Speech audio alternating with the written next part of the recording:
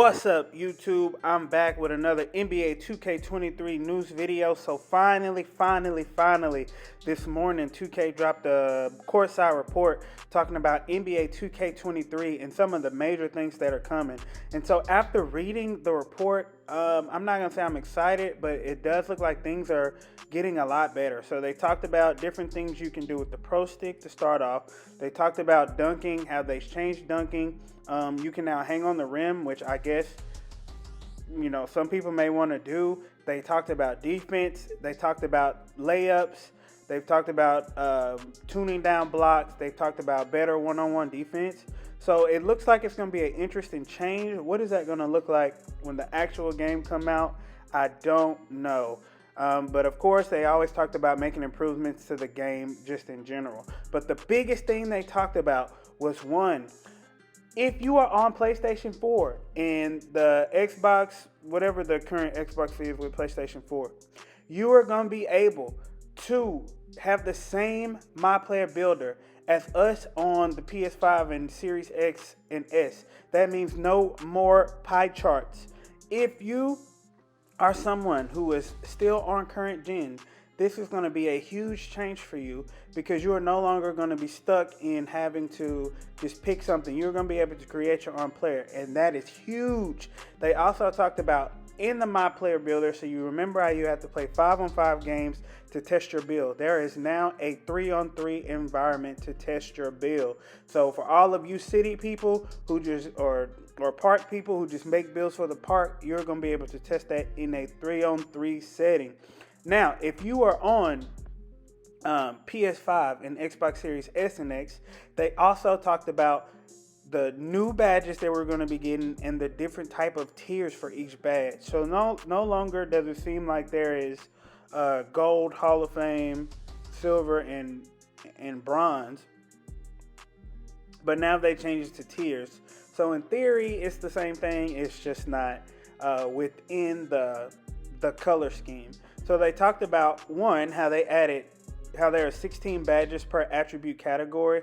So there's 8 in tier 1, 4 in tier 2, and 4 in tier 3. And then as you climb up, those become more expensive. So kind of like what we had here in 2K22 Next Gen, where each badge level you went up cost you more points. So I definitely like that. I think that's very cool. We also have new badges that came along with that. And so they brought in new badges, took some badges out. So some of the badges they changed in finishing were slithery, so it makes it easier to gather through traffic, avoiding collisions and strips. And so we've had that, but that was more so just to get around defenders and lower contest. But now they have Masher, which increases ability to finish inside layups over defenders. And then Aerial Wizard. So it kind of sounds like they're just changing the name of badges. So Aerial Wizard gave the ability to successfully complete alley-oops and putbacks. So the finishing badge that was for that, it finally changed. And then Bully, which seems like a new one, which is like Giannis and LeBron able to finish strong by bulldozing through traffic. And so that looks interesting. Are they trying to say that strength matters this year? I hope so, because I like to make my guards with strength. So I think that would be very, very cool if they did that. And they remove hook specialists. Shooting. So now they are combining badges that we're used to.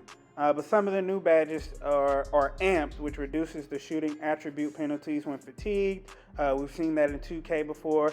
Midi Magician improves ability to knock down mid-range jumpers off the bounce or out of the post like MJ. So we knew that was going to be in the game.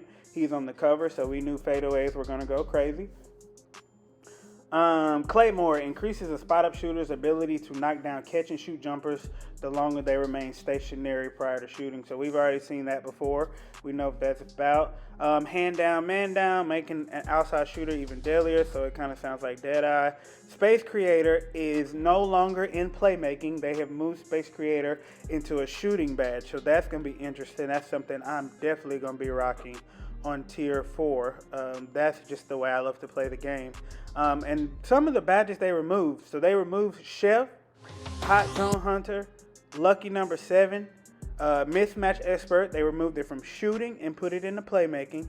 Set Shooter, Sniper, and Limitless Spot Up. So some of those we just got into the game, and so it's interesting that they're taking those out or just kind of giving them different names. In playmaking, newer badges, we got Killer Combos, which is just a variation of quick chain and tight handles. They put them together. Clamp Breaker. So are they saying that clamps is going to be overpowered this year, that you need a badge to kind of go against it? And that helps ball handlers win those one-on-ones. Vice Grip to help you catch the ball, so that would be glue hands. And then Mismatch Expert is now in playmaking, so that's really good. But it also said they removed Bullet Passer, Downhill, Glue Hands, and Stop and Go. So I don't know how I feel about Bullet Passer being removed, unless your actual rating determines your speed of the pass. I actually like Bullet Passer because a lot of that made a big difference. So we'll see what that looks like. And then we got Anchor, Box Out Beast, Workhorse, Glove, and Challenger for defense. And then they removed Defensive Leader. Another big thing they did was with Team Takeover. So in the previous 2Ks, you could have one or two people do everything, and they could get Team Takeover for the whole team. That is no longer an option.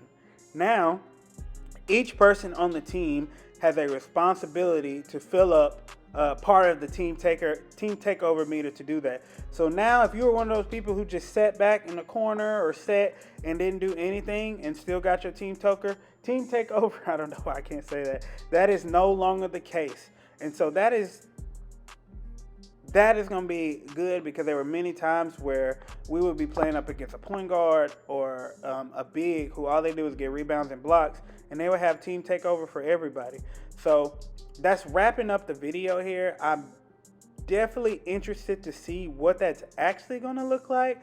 It sounds good now, but I guess once we get our hands on the game in about a month now, a month and a week, then we'll be able to really see the differences within the game. Every year they always bring us these courtside reports, and they always say, this is supposed to be like this, or this is supposed to be like this. And then sometimes it works out, sometimes it doesn't. But I guess we'll see. We still haven't gotten any gameplay yet. So I'm excited to see the actual changes, if we could tell any of those changes in the actual gameplay and not just trailers that they bring out. But yeah, that's going to wrap up this video. Thank you for watching the video. If you like the informative videos, don't forget to like and share the video. And then next video I have a couple of Apex videos coming out. And then once more 2K news comes out, I'll drop it then. Thank you for tuning in. Peace.